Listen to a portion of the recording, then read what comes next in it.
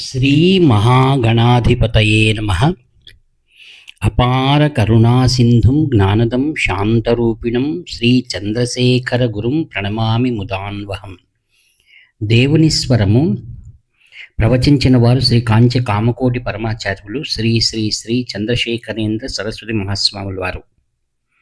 విషయము నవరాత్రి నాయికలు అధిదేవతలు. నవరాత్రి సమయంలో మనం దుర్గా పరమేశ్వరి పరాశక్తికి, మహాలక్ష్మికి, సరస్వతికి పూజ చేస్తాము. మనం వారిని ముగ్గురు మూర్తులుగా చెప్పుకున్నా, 33 కోట్ల మూర్తులుగా చెప్పినా అదంతా ఒకే ఒక పరాశక్తి అయి ఉన్నది. పరదేవతను వర్ణించే వేళ ఆమెనే సృష్టి చేయునది, సృష్టికర్త్రి బ్రహ్మరూప, రక్షణ పోషణ చేయునది గోప్త్రి గోవింద రూపిణి, ఆమెనే సంహారం చేయునది సంహారిణి రుద్రరూప అని లలితా సహస్రనామంలో చెప్పిన వాస్తవం. లలిత దుర్గ అయిన శక్తియే మహాలక్ష్మి.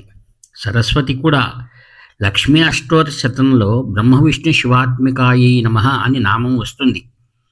సరస్వతి అష్టోత్తర శతంలో కూడా బ్రహ్మ విష్ణు శివాత్మికాయై నమః అని వస్తుంది. కనుక ఆ శక్తియే సృష్టి స్థితి లయాలను చేస్తుంది అని స్పష్టమవుతుంది.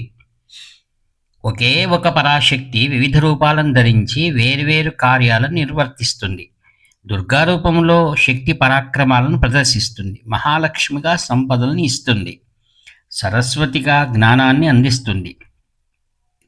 పరాశక్తి అంతటికి మూలమైన దుర్గ పార్వతి ఒకే ఒకరుగా చెప్పుకోవచ్చు. ఆమె హిమవంతుని కూతురు కావటం వలన పర్వతరాజతనయ, మహాలక్ష్మి సముద్రం నుండి ప్రత్యక్షమైనందున సాగరతనయ.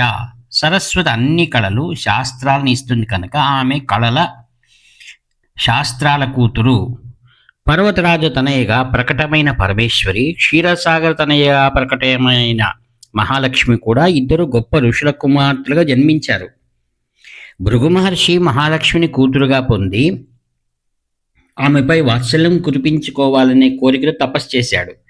అందుచేత లక్ష్మీదేవి ఆయన కూతురుగా జన్మించింది. భృగు మహర్షి కూతురు అయినందున ఆమెను భార్గవిగా పిలువబడుతుంది. అమరకోశం అనే సంస్కృత పదకోశంలో భార్గవి, లోకజనని, క్షీరసాగర కన్యక అని చెప్పబడింది. అట్లాగే కాత్యాయన మహర్షి పరమేశ్వరుని కూతురుగా పొందగోరి తపస్సు చేశాడు. అంబికే ఆయన కూతురుగా పుట్టింది. కాత్యాయనుడి కూతురు అయినందున ఆమె పేర్లలో ఒకటి కాత్యాయని అయ్యింది. దుర్గా గాయత్రిలో ఆమెను కాత్యాయనిగా ధ్యానించాలి అని చెప్పబడింది. లోకమాతను కూతురుగా కోరి తపస్సు చేయటంలో ఎంతో ప్రాముఖ్యం ఉన్నది. దేవత, పసిబిడ్డ తమను మెచ్చుకున్న చోటు మాత్రమే నిలుస్తారు అని అంటూ ఉంటారు. ఆ దేవతే పసిబిడ్డగా వస్తే ఇంకా ఎక్కువ ఆనందంగా ఉంటుంది. కామం, క్రోధం, శోకం పసిబిడ్డలో ఎక్కువసేపు అతుకుపోయి నిలిచిపోవు. ఈ క్షణాన్ని కోరిన దాన్ని మరుక్షణం అవతల పారేస్తుంది.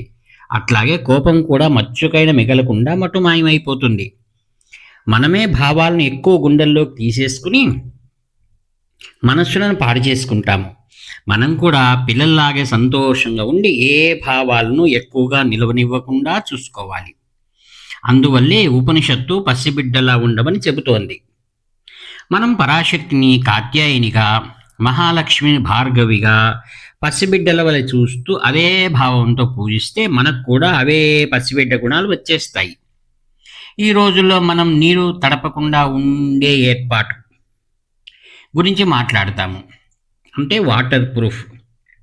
అట్లాగే మనం కామాభేద్యులము, కామప్రూఫ్, శోకాభేద్యులుగా అనగా శోక ప్రూఫ్ అయి శాంతితో విలసిల్లుతాము.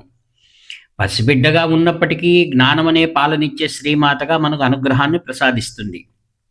పసిపాపగా వచ్చిన కాత్యాయనిని తమిళనాటి గ్రామజనులు కూడా చాలా కాలంగా ఆరాధిస్తూ వచ్చారని నేను ఊహిస్తున్నాను. కాత్తాయి అనే గ్రామదేవత కూడా కాత్యాయని అయి ఉండాలి అని నాకు అనిపిస్తుంది.